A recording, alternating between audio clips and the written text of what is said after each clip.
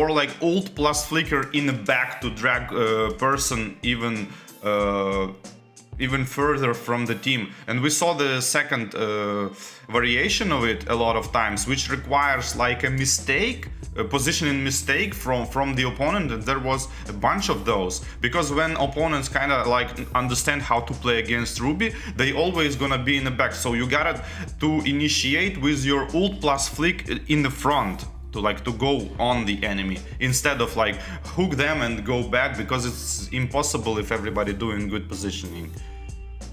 Definitely, and we can kind of see some crazy picks coming, or well, bans coming out right now. The Nolan, the Arlot, the CC.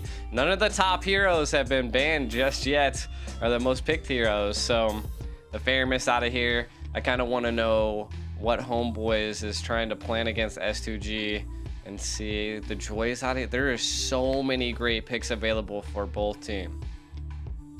Yeah, probably trying to avoid the potential on the team fight, because Faramisov obviously is a hero who are counter initiator, as well as Diggy can just make your initiation in their initiation and kill you. So they kind of like ban these two heroes. They might went for AoE crowd control as such a Tigreal, like amazing implosions we saw yesterday, or Minotaur. That's my guess. But the Matilda is open. That was such a strong pick to allow open. I mean, I can only imagine that Homeboys was anticipating that the Matilda was going to come out, and that is what they wanted. And I'm guessing they have some type of answer for the Matilda. So I want to see how Homeboys responds to this. To be honest, I've seen the Matilda just do amazing on teams, and being able to just, you know, engage and disengage a whole team fight is just wild. They're gonna opt to the second pick, that Navarro, which I do like. I mean, it can stay in that back line, it can poke. And they're gonna opt to go for the Guinevere as well. Interesting. Yeah, pretty standard answer in terms of today's meta, Guinevere and Navaria. But I was thinking about Matilda. It opens for you to pick a bunch of different junglers now, as just like Fredrine, maybe even Hylas jungle we saw like once in M3 or M4. And it wasn't that great, but it was available. So I mean, low mobility heroes now you can pick, because Matilda gonna help them kind of like attack and retreat even more to widen their potential. Yeah, does look like Homeboys responding with an Export as well. Again, in North America, it's interesting to see the Export come out, because it can either go into the jungle or in the EXP. So again, a lot of flexible picks here, especially with the Guinevere. On the side of S2G though, I mean, we're seeing the Ruby and the Matilda and a Fredrin. Normally, I only see one person in North America normally pull out the Fredrin. A couple other teams might, but Mobazane is definitely known for his Fredrin. So I want to see what S2G can do with this Fredrin. Yeah, I mean, they should be Homeboys should be kind of ready for the Fredrin, because they probably played against Mobazane in a bunch of games, right? So they kind of expecting the Fredrin's behavior, so they might understand how to counter it. And the X-Borg is like, I don't know, it's like shady pick for me, because it's like he's not clearly carrying the games, but he's not the weak pick as well. He's like in something in the middle, like strong, but not the one who carries the games. I feel it. And kind of going into the second ban phase here, do you see the Kai getting out of here? I mean, they could see the Guinevere roam instead, so they're anticipating getting that Akai out. I feel like the Akai could be a great counter to their comp, but they're not going to opt to go for it. I like the Claude pick. The Claude, though, is a late game security, so I'm wondering what S2... What? Yeah. Natan? I think this is the first time that we've seen Natan come out into the tournament.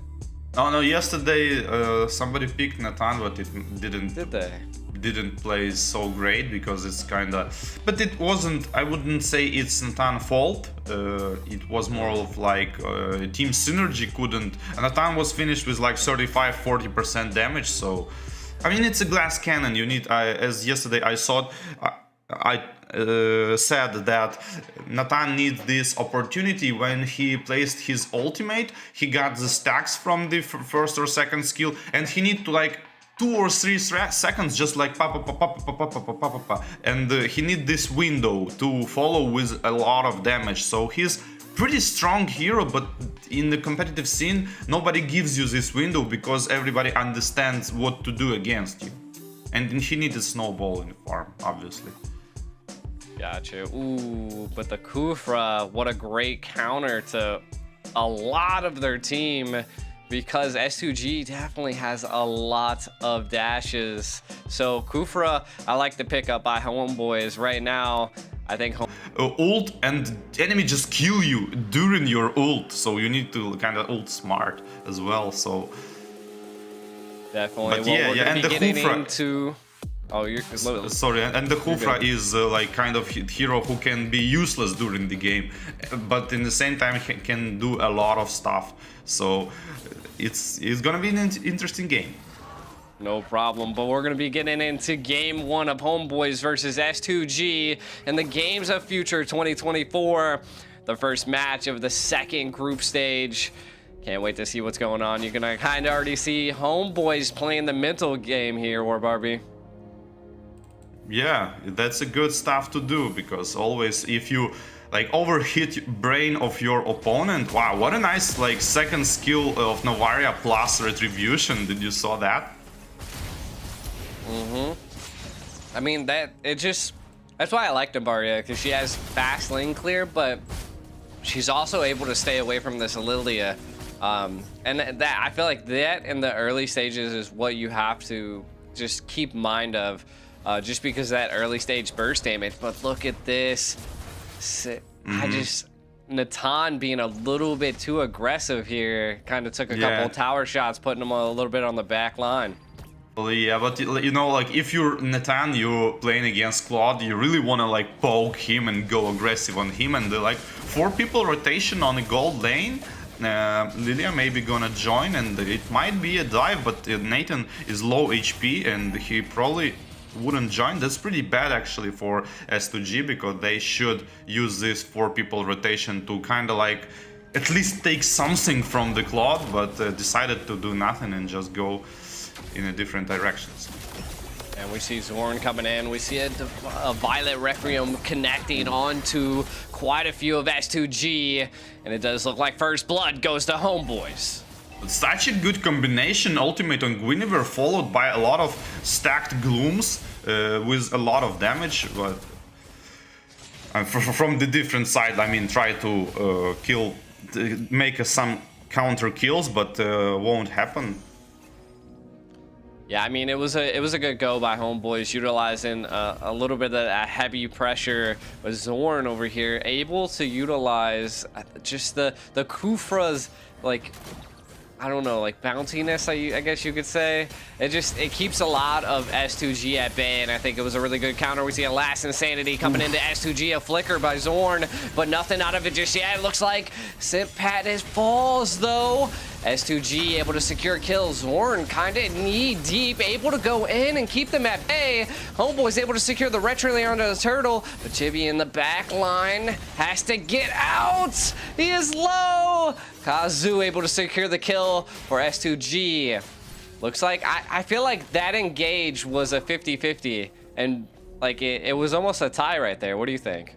Yeah, I think it was like all in, like they're kind of all in like early in the game, going straight into the enemies. Like Xborg went basically 1 versus 4, hoping his team gonna follow him up, but nothing happened. And the turtle been taken by the Guinevere, but immediate attack, like 2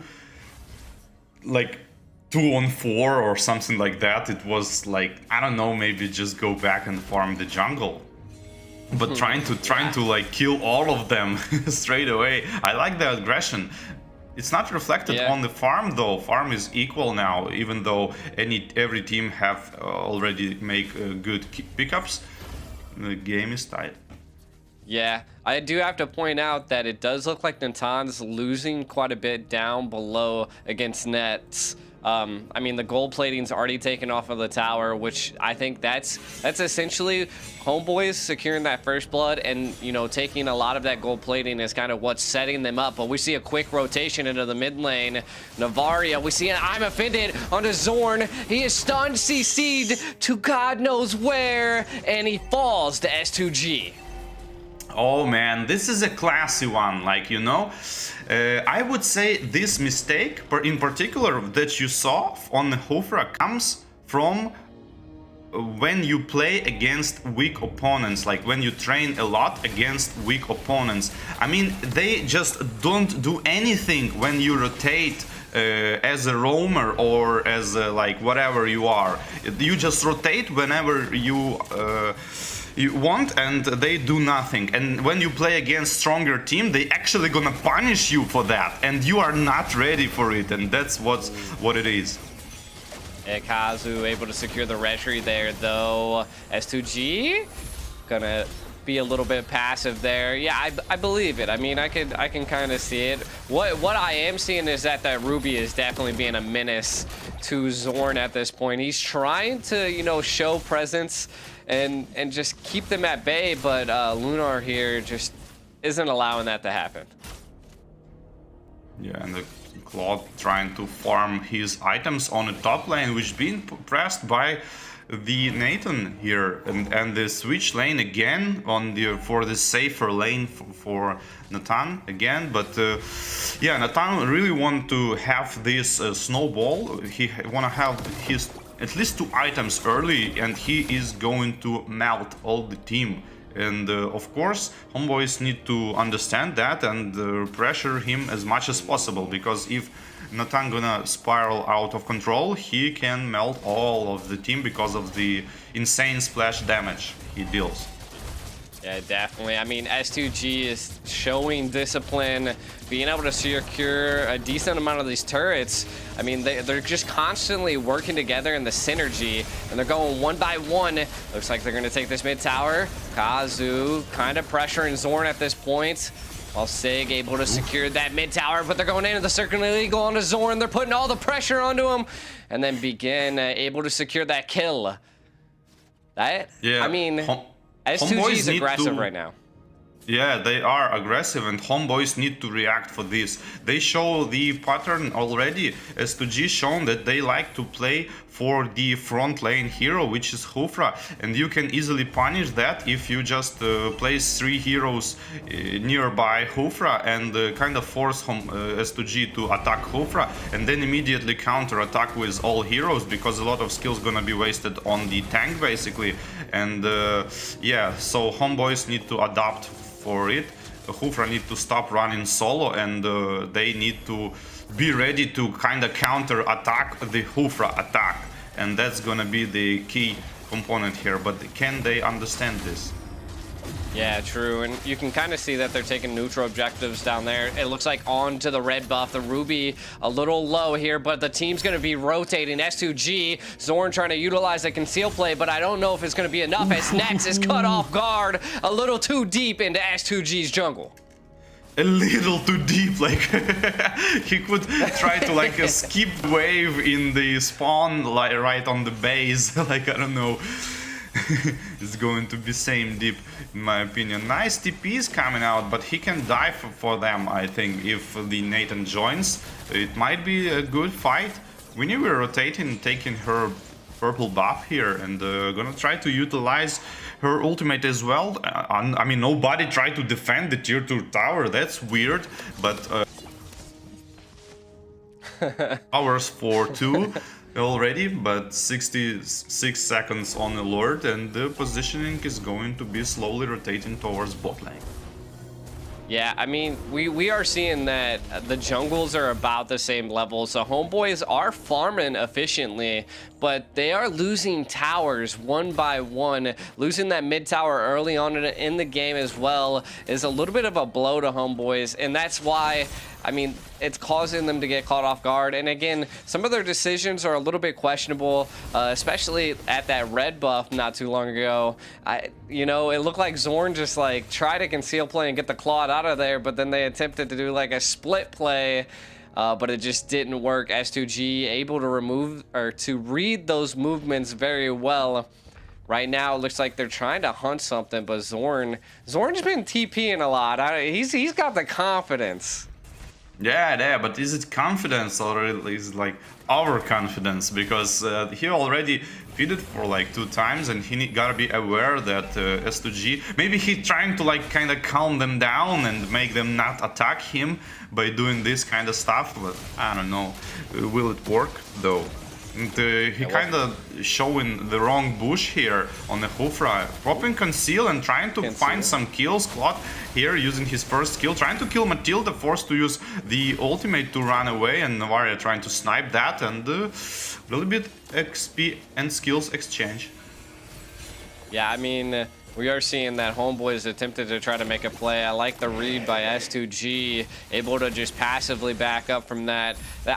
They were trying to make a conceal play from the second bush, but nothing come of it. Ooh, you see a little bit of a flicker and a Tyrant's Rage coming in onto Zorn. Zorn putting on a lot of pressure, but CPAT able to take out again. A little bit of a blow for S2G. CPAT and Nets kind of low. I wonder what they're going to do. Are they going to respond? Come on, S2G, yeah, what nice do you got? Initiation. No, not going. Enjoying just 1 kill on the mage and trying to convert it into the Lord. But I guess it's not going to happen. Nathan, though, go to the base, and maybe it's the time to go for the Lord. But yeah, nice first kill from the Hufra, even though it's not fully charged. Still popped like double Purify there, and eventually killed the mage. The Tyrant Rage on the Lunar there looks like trying to put a little bit of pressure, but the sustainability is too much. CPAT kind of getting pressured, but again, having to utilize that last Insanity to get out. Going to be returning back to the base. Watch Chibi kind of on the back line. S2G zoning them out, trying to pressure them. Nets about to go in. Chibi goes in. The Retry doesn't connect, though. Kazu able to secure it. S2G on the lead. Yeah, kind of premature used ultimate Tyrant's Rage on the Hufra there. It was one of the reasons why S2G went straight for the Lord, because like no initiation now on Hufra, tried to kill Ruby using his ultimate without the stun just for positioning, nobody followed, and resulted the Lord. Yeah, I mean, we seen that they did attempt. Homeboys attempted to go in. The Retry just wasn't in time compared with the positioning and the pressure put on by S2G. And now they're going to utilize this to the fullest. You can kind of see the Natan, and I'm pretty sure this Matilda up in the top lane going to be zoning out, utilizing some of these minions. But you got to give up to Homeboys. They are kind of pushing back a little bit. Yeah, and they are just trying to enjoy a little bit of Lord pressure. I don't like to see that, because I like to see more aggressive play. In my opinion, these mega minions you shouldn't give like they gave just for free defense. But hey, whatever, every team has his own strategy, so we'll see how it goes. Now it's just 1 tower for the Lord on top. It is. And again, I mean, Homeboys still have a decent amount of defense still mounted up. We can kind of take a look at some items. Claude looking like he's almost online right now, War Barbie.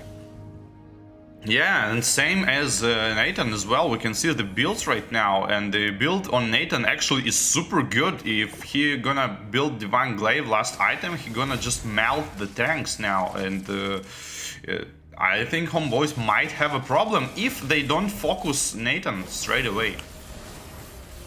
It is true, and Nathan does have that the win chance as well to kind of anticipate that Claude pressure.